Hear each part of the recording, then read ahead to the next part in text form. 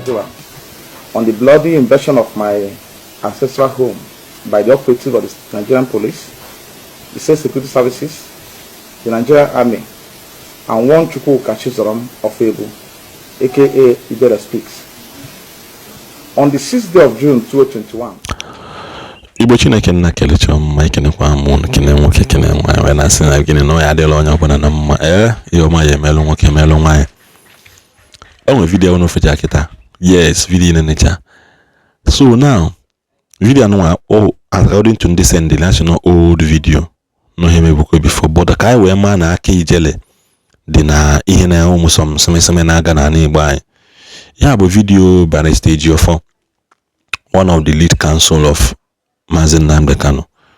This was when he made a speech mgbe aje na bia wee gbagbucha wee gbulikọ wee tilikọ. So he was making a speech that time and we're saying we have Ijele in between. And also kita no Ijele pota this video was circulating again on social media so of yesterday. This video na trend massively both on Instagram, both on Facebook, both on TikTok, ya afia man on Twitter, mara mi hana akodia.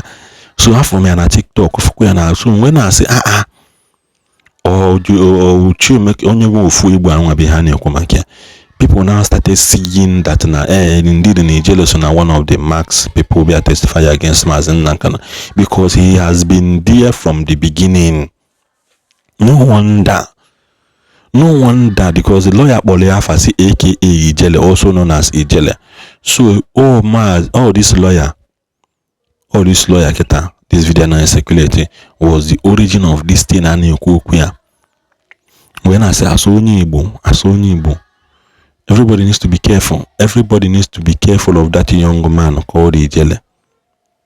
Everybody needs to be careful of that young man called Ijele because now he will not tell me that na any name na just food wa konyo bona na alwaka and by na manja kele si na ebe na manja kele ka na ekwu eziokwu. In as much as nobody can come out with proof saying na Ijele na ihe ome. Mana the only truth remains that na ebe nwata na ebe akwa alụ aka ọbụna nne ya nọrịa ya wụ onu Igbo, and it has been so from the origin and from the beginning. So and I'm keep saying it and I'm still standing by it. Ijele aka nwa na alụ gị ndị Igbo na alụ gị here and there. What is your problem? Kedu ihe mere ndị mmadụ? Kedu ihe mere mgbunu jere nga? Why always ndị Igbo kwesịrị ikwu gị n'azụ ha etere gị? Apụtakwa ihe ndị mmadụ na-ehili asị ya thanks for coming out. Our people are like this Ijele, just that na again na ha na-akwụ ya n'azụ because he's fighting against church. Ndị Ijele bido na ataki wande omenala.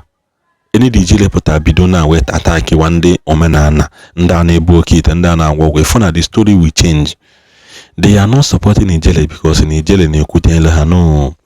They are supporting Ijele because Ijele is fighting the same battle Hana fighting because they now have a common enemy, which is the church, which is Christians. When I fight, so they don't mind teaming with your enemies. They don't mind teaming up with the enemy of Ndigbo. Kewe kwa tu Igbo, koyonyi Igbo na zukewe kwa tu Igbo. This is something you never see on your outside. Ndausa kana apata openly today. Muna gana abune kukwa mwana. Onyansa kana apata openly today. Segina Peter Obi in Nigeria. Peter Obi a president is against the Islamic law. Nigeria is a Islamic state country. Motherpot was saying that Peter Obi in Nigeria is against the law and against their belief that no man mekata meme. Mane ya apata if onye Igbo oti mo up within the house within the Yoruba just to make sure no kwatu nwanne. Ina juzo onwe gisege. Ndị Igbo anyị nọ Nigeria, I keep saying this thing. Ọ dị ka ndị be anyị n'obodo Igbo ka ndị be anyị nọ na Nigeria nọ nwana na Igbo anyị eme nwanne na nwanne. For how long are we going to remain like this? I'm so many comments but I'm ndị na-eme video na-ehe ilu Ijele the great masquerade ndị where were you people mgbe ọ nọ n'ime nga? Because Nambono Biabeme where this thing was when Ijele started supporting church, started kicking against church. Akweya na azuka we megini kewe kwatu oka nwanne gị. And that is one thing ndị mmadụ by na-eme which I will always say. Ndị mmadụ na-eje church today. Una dey enwete miracle unu na-achọ. chukwu na ọdị unu ka chukwu na adaze ọ bụrụ na most of you akpalicha men of God today. It's even that man of God hears from God, and again God is using him massively. In that man of God, from Monday to Saturday, because most of you are joke during the week. When I'm on and work weekly activities, they against it because yes, and I say no interfere them which you are entitled to your own opinion. Which you are entitled to your own opinion. And now and 5 times a day. Every day, and eating every day.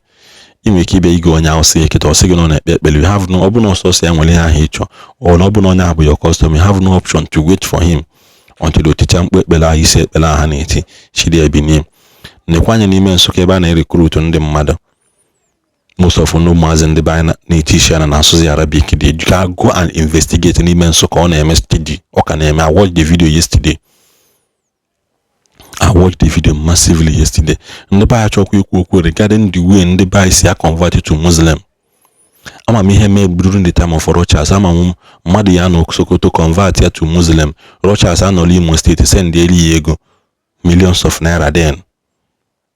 Madiabi must to convert here to Muslim. Rochas are quality or convert you go in a way of being socialized.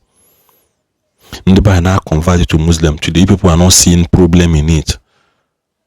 Mana ha once onye be ha bụ katanya turn to Christian and say na your judgment bụ ọnwụ na egbu. But that's aside. I believe in religion, peace and harmony. Like I was saying. So hapụtazia now ndị Igbo team up with onye Igbo just to kwatu onye Igbo. Ọ na-adị na mmụọ na many things na maybe na Igbo akịta mana ndị be anyị feel okay na nwere ihe gbasara gị na onwe gbasara onye ọbụla na-ebe ndụ ka o si dị ya mma. Ijele na-aga na-akpa mkpamkpa a na-eheli ya the great masquerade a na-eheli ya nka ndị mmadụ na-akwụ ya kịta ha ebidokwa n'ọzọ. For how long are we going to continue like this? For how long can I not get like this? Yeah, maybe. A lot of our people are being led astray. A lot of our people on the by are being led astray. You know, feel it because now you know now a common enemy. If you say no, now he now support to call it an image of one negi moke. Is still your own brother or one negi kobo. It is still that person is still your own brother. Again, and so far so. Osna sebia ina anu ya wobia. Onya sekabe ina anu ho nehu. Omori he deka nwanne na nwanne again. People are beginning to learn what they are not supposed to learn. People are not teasing on hana kwesa wakati ono ne. Enwezi somebody in the midst of Ndausa na ndi Yoruba. Onya hedoa ka ona emepe ona seka nyanwa abodan dan Istanbul. Listen no bonya Istanbul. I am a design of the drone project of the Nigerian Air Force. Drone project and HB Boko Haram.